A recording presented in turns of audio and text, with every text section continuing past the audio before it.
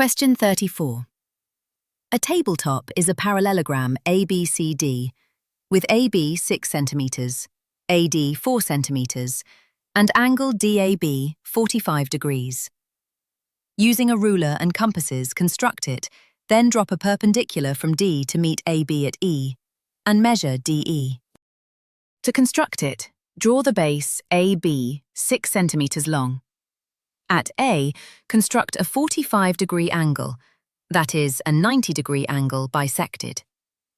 Mark AD 4 cm up that line, then complete the parallelogram so DC is parallel to AB and BC parallel to AD.